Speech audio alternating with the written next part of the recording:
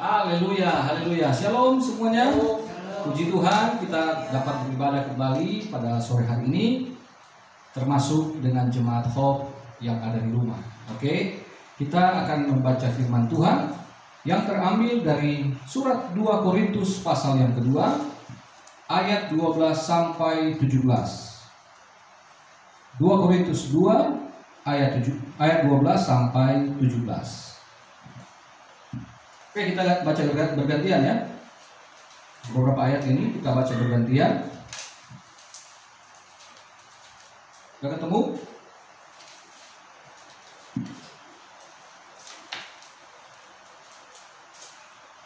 Oke ya, kalau yang sulit ketemu bisa lihat di screen. Oke, mari kita baca bergantian. Saya ayat 12, Bapak Ibu Saudara ayat 13 dan seterusnya. Ayat 17 kita baca bersama. Oke. Mari kita baca. Firman Tuhan berkata, "Ketika aku tiba di Troas untuk memberitakan Injil Kristus, aku dapati bahwa Tuhan telah membuka jalan untuk pekerjaan di sana. Tetapi hatiku tidak merasa tenang karena aku tidak menjumpai saudaraku Titus. Sebab itu aku minta diri dan berangkat ke Makedonia. Tetapi syukur bagi Allah yang dalam Kristus selalu membawa kami di jalan kemenangannya. Dengan perantaraan kami, Ia menyebarkan keharuman pengenalan akan Dia di mana-mana.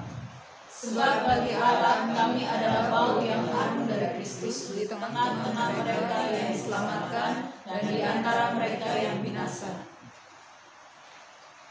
Bagi yang terakhir kami adalah bau kematian yang mematikan, dan bagi yang pertama bau kehidupan yang menghidupkan. Tetapi siapakah yang sanggup menunaikan tugas yang demikian? Baca bersama. Sebab kami tidak sama dengan banyak orang lain yang mencari keuntungan dari firman Allah. Sebaliknya, dalam Kristus kami berbicara sebagaimana mestinya dengan maksud-maksud murni atas perintah Allah dan di hadapannya. Puji Tuhan. Nah, Bapak Ibu Saudara kasih dalam Tuhan, ini adalah surat Paulus yang kedua bagi jemaat di Korintus. Ya. Di ayat 12 dikatakan bahwa di Troas yang tadinya sulit untuk pemberitaan Injil, ternyata Tuhan telah membukanya. Ya. Jadi selalu kalau pekerjaan Tuhan, manusia mengusahakannya, tetapi sesungguhnya kuasa Allah lah yang memungkinkan semua bisa terbuka. Ya, jalan apapun, ya, usaha, bahkan pelayanan ataupun apa saja yang kita kerjakan, ya, kita berusaha, tapi di sana tentu karya Tuhanlah yang membuka pekerjaan.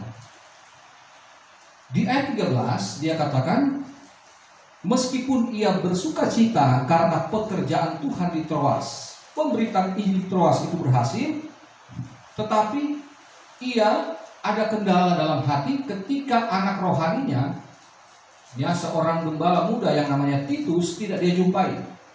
Masih tertahan rupanya dia di daerah Makedonia. Dalam hal ini tentu adalah Korintus. Nah saudara, itu sebabnya ia kemudian meninggalkan Troas untuk kembali ke Makedonia, kembali ke Korintus, karena kota Korintus adalah bagian daripada provinsi Makedonia. Jadi Makedonia ini dulu adalah kerajaan yang sangat berkuasa, kerajaan Yunani yang sangat berkuasa pada zaman Alexander Agung. Kemudian dia takluk kepada Roma dan ia hanya menjadi provinsi. Ibu kota Makedonia adalah Tesalonika.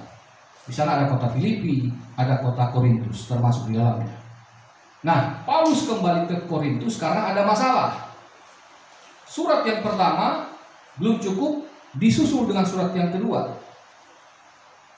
Jadi Paulus meninggalkan pekerjaan yang sudah terbuka untuk dia selesaikan masalah. Jadi dalam hidup kita seperti itu juga saudara. Ya, ada satu pelayanan yang berhasil, tetapi satu sisi terkendala. Ada pelayanan yang terbuka, tapi juga di sisi yang lain ada pelayanan yang mengalami masalah. Seperti itu, ya. Ada orang yang sukses di dalam pekerjaan, dalam bisnisnya, tetapi dalam kehidupan sehari-harinya ia bermasalah dalam rumah tangganya, ya, dengan perusahaannya atau apapun itu. Ya, jadi selalu ada yang seperti itu.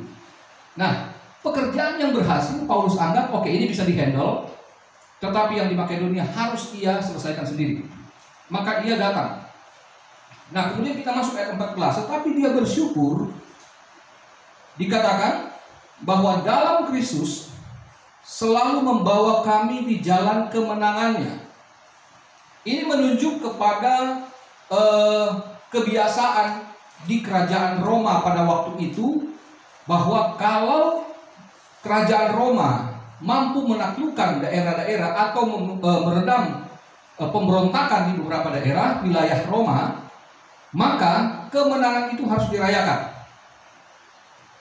Jadi perayaannya itu para komandan-komandan perangnya, para jenderal-jenderalnya ketika masuk kota Roma, mereka akan membuat parade arak-arakan yang sangat meriah. Jadi dengan kebanggaan mereka defile gitu, menuju kepada kaisar bahwa mereka ini berhasil menunaikan tugas dengan baik. Nah, itu sebabnya Paulus menggunakan tradisi ini di dalam kehidupannya, di dalam pelayanannya. Dikatakan bahwa kami, artinya Paulus dan kawan-kawan, mereka ada di jalan kemenangannya, besar, kemenangan Kristus. Bahwa orang yang telah percaya kepada Yesus, pada hakikatnya dia orang yang sudah menang. Yang pertama, ia sudah menang dari dosa. Yang kedua, ia sudah menang juga atas segala kutuk akibat dosa itu. Jadi pada prinsipnya Bapak Ibu Saudara, kita semua yang sudah percaya Yesus, kita benar-benar dikatakan oleh Paulus, kita adalah orang yang menang, bahkan lebih dari pemenang. Jadi ketika ada di dalam kehidupan sehari-hari yang penuh perjuangan, orang Kristen seharusnya tidak ada yang boleh jadi pecundang. Semua harus jadi fighter, harus jadi pejuang. Karena para jenderal ini dengan bangganya mereka muncul di hadapan rakyat memamerkan kemenangan yang telah mereka raih. Karena ada perjuangan. Nah, kita menang atas dosa itu bukan karena kita yang perang, tetapi Yesus yang tersalib dan bangkit itu. Kemudian karya Kristus itu diberikan kepada kita. Nah, tema kita hari ini adalah parfum apa yang saudara pakai? Parfum itu dari kata perfume, perfumes. Artinya itu membawa asap gitu ya. Ini sudah ada kurang lebih 2000 tahun sebelum Masehi. Populernya 1000 tahun sebelum Masehi oleh bangsa Mesir. Jadi Mesir ini yang paling hebat dalam peradaban di dunia fashion dan kecantikan. Karena Mesirlah yang memperkenalkan wig, alis, pokoknya celak itu, kilat mata, lipstick, kutex, pokoknya yang namanya mani-pedi itu Mesir semua. Hebat. Nah, termasuk parfum. Nah, di sini saya sebutkan parfum apa yang saudara pakai. Saya tadi memakai Bulgari. Kecium nggak? Kecium nggak? Ya nggak kecium, KW. Kalau saya pakai yang asli, yang dikasih sama Steve dari Amerika, anak ibu Steve, ada Tante Els Steve dari Amerika, itu parfumnya asli, ya, karena harganya saya lihat dalam dolar itu cukup mahal. Pantesan dia lengket lama gitu. Saya kemana-mana harumnya masih kecium. Tapi kalau ini saya dikasih yang KW, dikasih tapi kayaknya KW karena nggak tahan lama.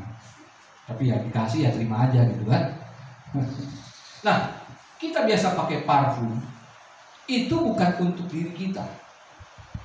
Kita pakai parfum supaya orang lain dapat menciumnya. Ya. Apalagi zaman sekarang ya. Ada yang mau dekat-dekat orang bobo kilet-kilet.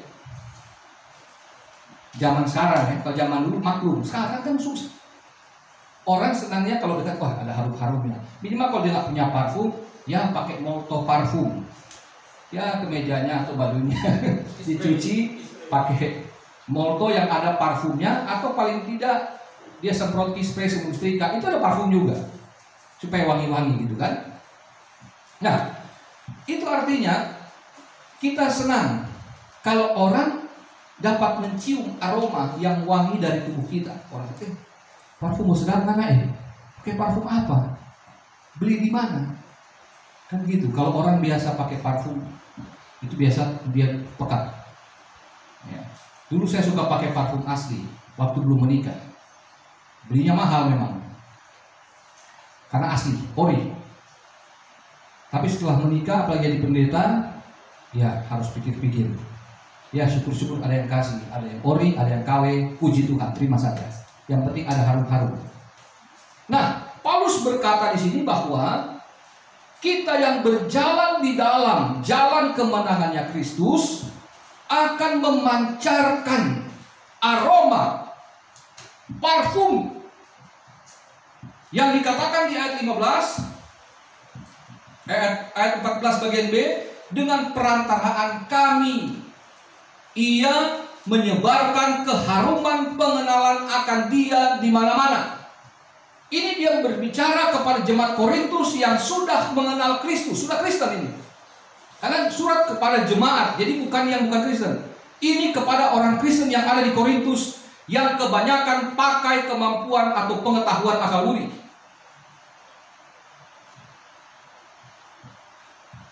Jadi orang Korintus ini senang berfilsafat. Jadi apa-apa itu semua dilogikakan. Paulus seorang teolog, seorang ahli filsafat juga, tetapi ia tidak mau mengandalkan ini. Itu sebabnya dalam 1 Korintus, surat Korintus yang pertama, di pasal 3 dia mengatakan bahwa pasal 1, 2, 3 itu ia mengatakan bahwa hikmat dunia adalah kebodohan. Meskipun kami dianggap bodoh oleh orang dunia, tapi di mata Allah orang yang menolak Injil adalah orang yang bodoh. Nah sekarang orang Korintus sudah kenal Kristus melalui Injil, tetapi belum juga mengenal Dia dengan benar, karena semuanya harus dengan logika. Nah Paulus mengatakan bahwa kami ini menjadi perantara Kristus untuk menyebarkan keharumannya, pengenalannya.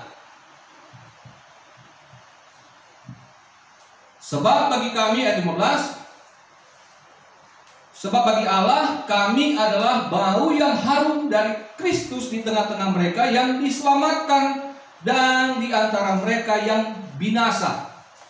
Jadi dengan demikian maksud Paulus adalah bahwa jemaat itu adalah saksi-saksi Kristus yang ada di tengah-tengah orang Kristen maupun yang belum Kristen, yang telah diselamatkan maupun yang akan binasa. Nah sekarang kita yang katanya mengenal Tuhan, katanya Kristen, di antara orang lain kita dikenal sebagai apa? Kalau dalam defile pasukan, para komandan dengan gagah memamerkan kemenangan, di mana para imam agama Roma itu membawa dupa yang sangat harum baunya. Paulus mengambil contoh ini bagi orang Kristen. Ketika kamu berjalan di antara orang lain, di antara semua orang, yang Kristen, yang bukan Kristen, kamu harusnya berbau Kristus. Yang harum itu. Ada yang jual parfum bau jengkol? Ada?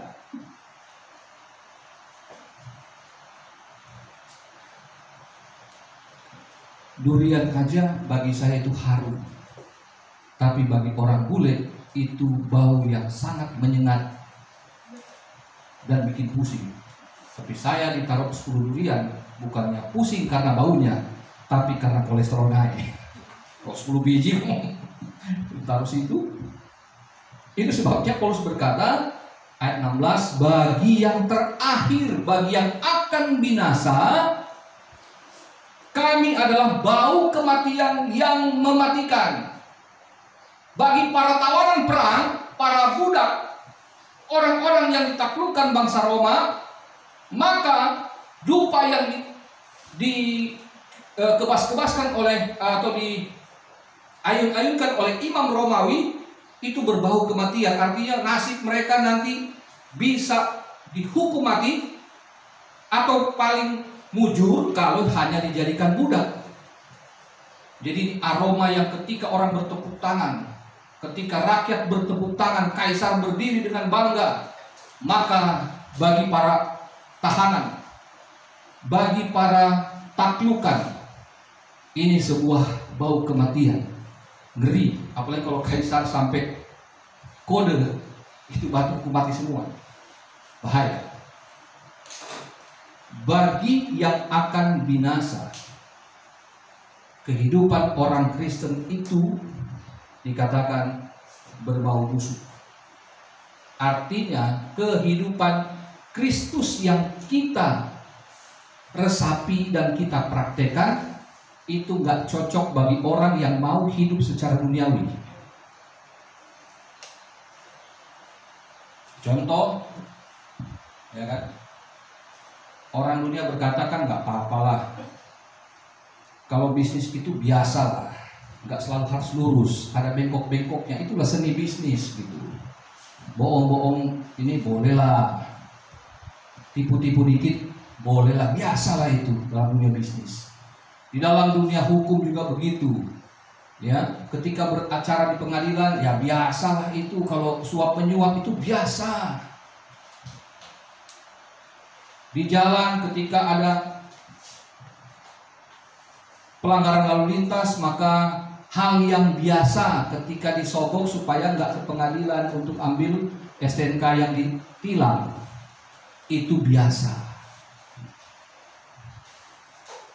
Lalu ada orang Kristen juga yang selingkuh, lalu berdoa, ya Tuhan, jangan pisahkan aku dari pacarku. Kalau dia laki-laki, dia punya hubungan perempuan. Kalau itu laki-laki kaya raya, pejabat tinggi, lalu si hubungan cewek masih muda bilang, Tuhan, jangan pisahkan aku dari dia. Kalau dia laki-laki yang ini dibilang, Tuhan, jangan pisahkan aku dari selingkuhan ini. Aku mencintai dia juga. Dan herannya orang seperti ini ada atau rajin masuk gereja. Kayak gitu. Di Jakarta sih saya susah dengar, tapi di Manado, astagfirullahaladzim, itu sudah sangat biasa.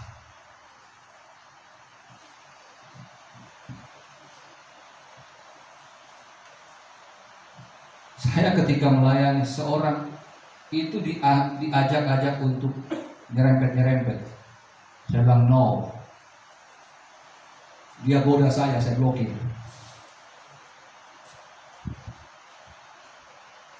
Kenapa? Dia bilang, saya mengidamkan punya suami seperti Pak Pendeta.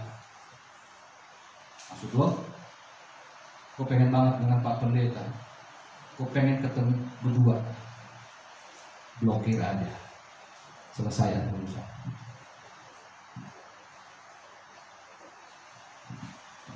Bagi orang dunia, hidup benar sesuai Alkitab itu adalah sesuatu yang menyusahkan. Hidup jujur itu menyusahkan. Hidup kudus menyusahkan. Karena nggak boleh begini, nggak boleh begitu. Susah. Jadi orang Kristen itu kayak enak. Banyak tantangannya, banyak larangannya. Padahal kalau kita memahami Yesus Kristus Tuhan kita, hukumnya hanya satu. Kasih. Aplikasinya dua. Kasihilah Tuhan Allahmu dengan segenap hati, dengan segenap jiwamu, dengan segenap akal budimu, dan dengan segenap kekuatan, dan kasihilah sesamamu manusia. Itu doang. Tetapi kalau orang yang ingin hidup di dalam dosa, hidup sesuai keinginan daging, keinginan dunia, dua hukum saja itu sudah sangat memberatkan. Apalagi kalau ikutin Taurat Musa, lebih pusing. 613 misfot hukum. Belum ditambah adat istiadatnya. Di Indonesia ada suku yang begitu. Adat istiadatnya banyak sekali, bahkan kadang-kadang melampaui Alkitab. Mau PSBB kek, mau ada corona kek, pesta tetap jalan, kerahkan massa. Tapi dibilang harus sesuai firman Tuhan, hidup kita tunduk pada pemerintah. Adat bos, sorry, nggak bisa dilawan. Susah hidup Kristen itu. Kalau kita melihat dengan kacamata kesenangan dunia, hidup itu susah. Karena saya pendeta tidak boleh poligami. Coba kalau saya pendeta hidup di perjanjian lama, pasti boleh poligami. Tapi istri saya bilang, syukur hidup di perjanjian baru. Kalau hidup pendeta di perjanjian lama, kok mau boleh poligami?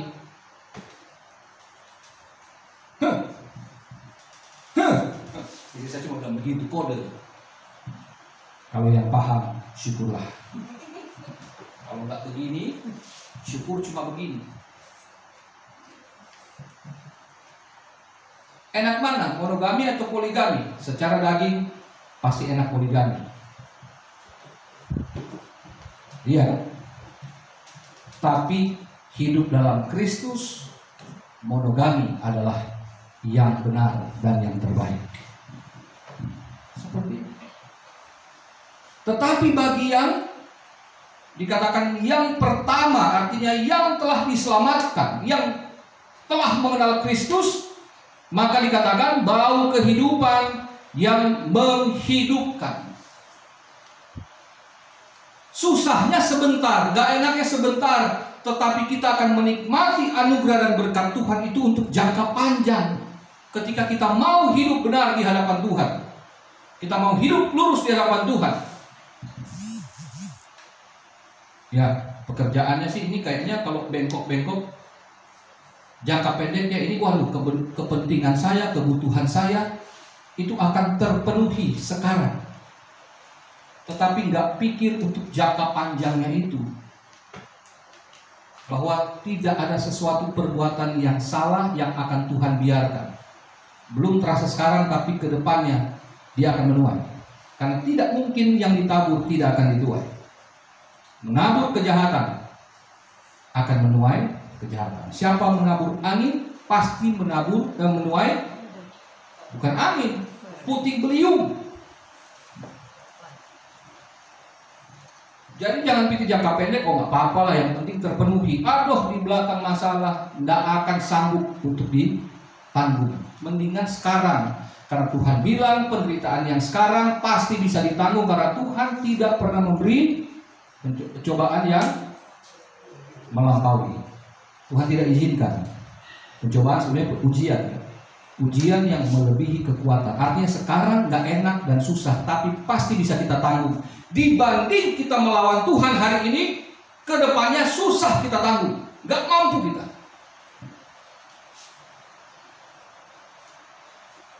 Contoh, tiap hari SMS masuk, pinjaman online, cepat, mudah, terpercaya. Coba ambil. Jangka pendek, iya dapat 1 juta. Mar tiap hari mesti bayar, lebih mahal. Begitu 1 bulan, hitung-hitung bisa kena 2 juta lebih. 1 jutanya terpenuhi sekarang, itu pun dipotong administrasi 100.000, cuma 5.900. Tapi gantinya itu bisa 2 kali lipat lebih.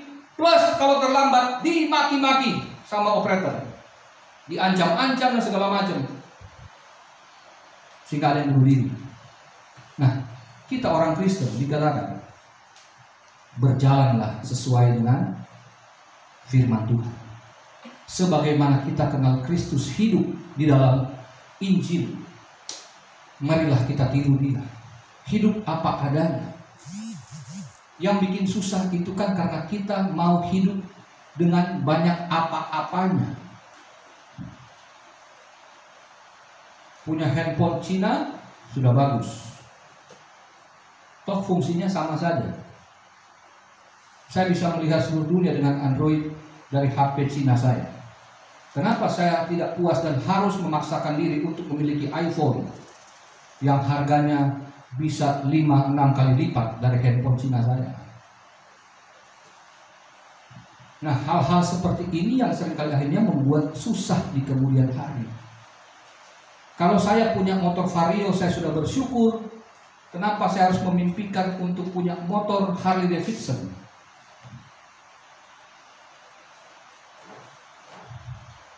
Menyusah. Saya mampunya cicil rumah BTN. Ya, jangan ambil rumah yang di Pondok Indah.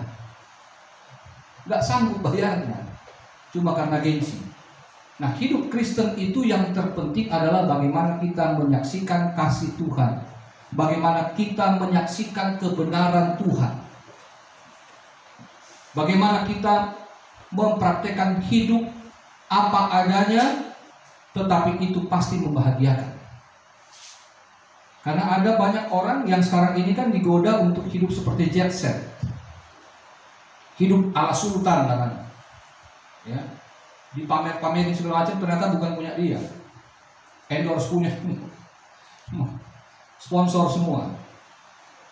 Tapi orang kaya yang benar-benar kaya, orang terkaya di Indonesia, itu makan soto, makan apa di kafe, di bukan kafe apa, di kedai-kedai, di warung-warung, makan apa adanya. Sementara orang yang belagak kaya seringkali justru memaksakan diri untuk makan di restoran-restoran mahal demi konten, supaya di Instagramnya, FB-nya itu kelihatan dia kaya.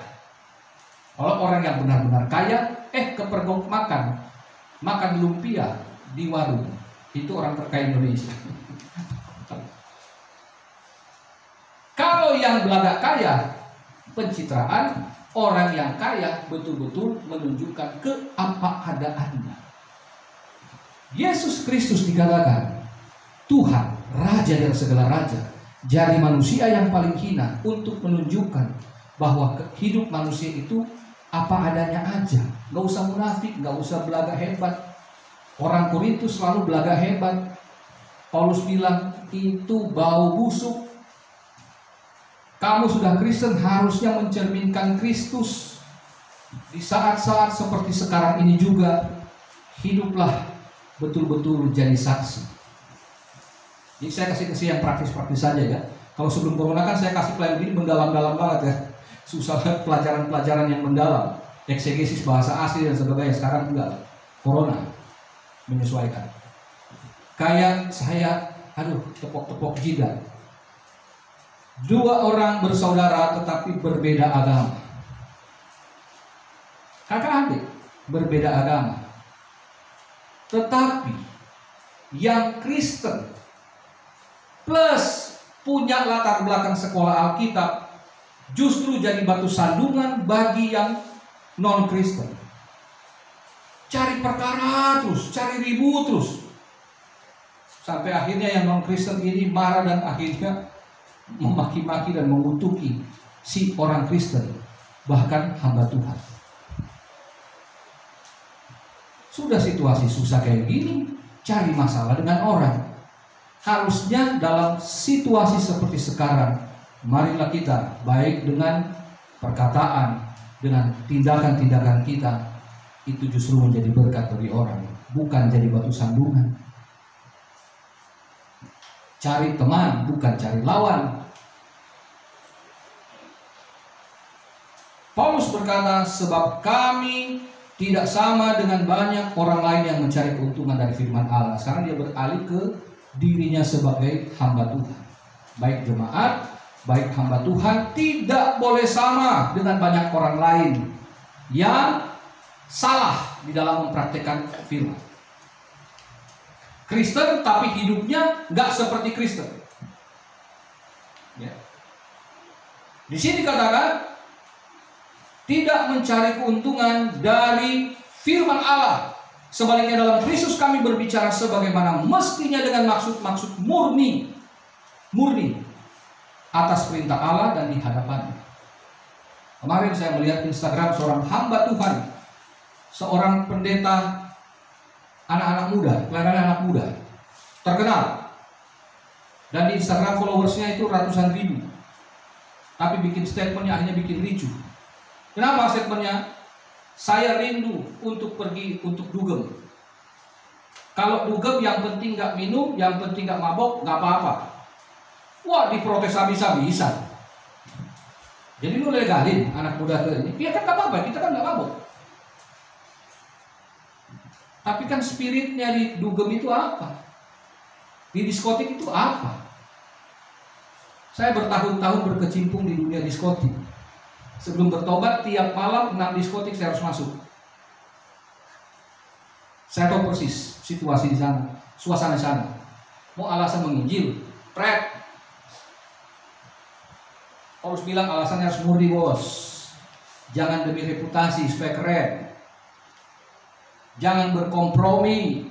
Kamu tuh parfum, bukan bau sampah.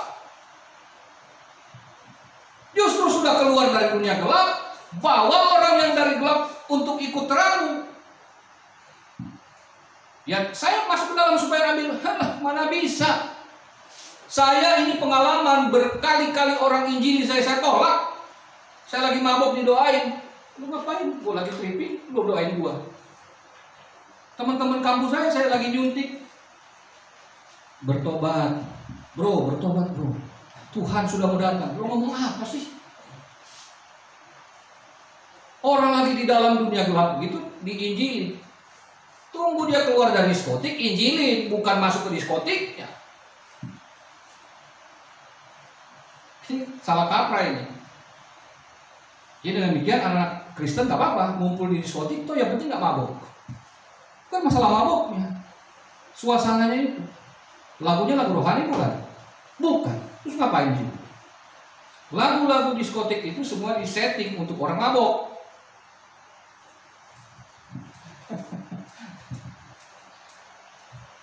Saya kalau lagi nggak tripping, lagi nggak pakai ekstasi, lagu-lagunya biasa aja, tetapi menjadi sangat mengasihkan ketika saya menggunakan narkoba atau saya minum, baru itu terdengar enak.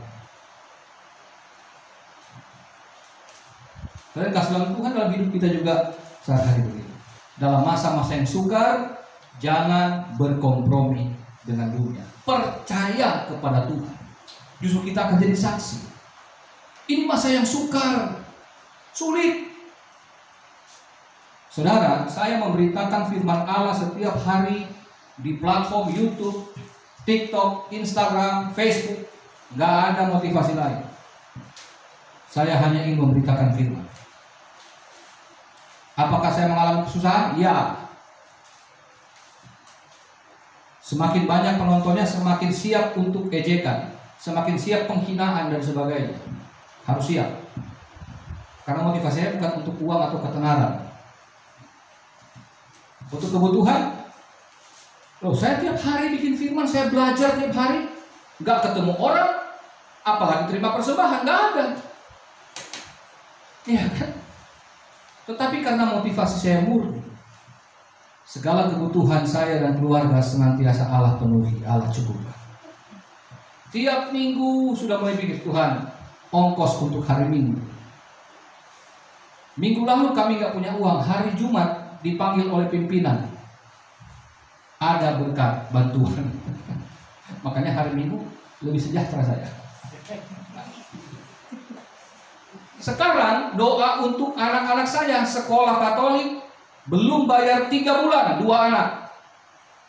Bukan turun tapi naik SPP-nya. Tapi saya berdoa, Bapak, anak-anakku harus bayar sekolah, uang sekolah. Karena guru-guru mereka juga pasti butuh dana Tuhan. Kalau kami tidak membayar, maka guru-guru juga bagaimana mereka? Jadi saya sambil berdoa tapi juga memikirkan orang lain. Bukan hanya kepentingan saya, tapi saya teringat, saya menangis bahwa saya berpikir, saya membayangkan guru-guru sekolah mereka juga dalam kesulitan. Apakah mereka mengalami pemotongan gaji atau bahkan terlambat gaji? Mereka juga susah. Lalu tahu-tahu saya ditelepon untuk melayani di satu ulang tahun, dan saya terkejut karena itulah persembahan yang terbesar yang saya terima, sehingga bisa melunasi uang sekolah anak-anak saya. Saya nggak melayani karena dia siapa, karena siapapun yang undang saya pasti datang, bukan karena orang-orang tertentu. Puji Tuhan, karena kemarin kepada orang ini saya layani, saya dapat berkat yang besar, tetapi saya tidak pernah menolak untuk melayani orang yang miskin. Karena saya ingin menyampaikan firman Allah dengan murni, saya ingin hidup saya memberikan keharuman Kristus.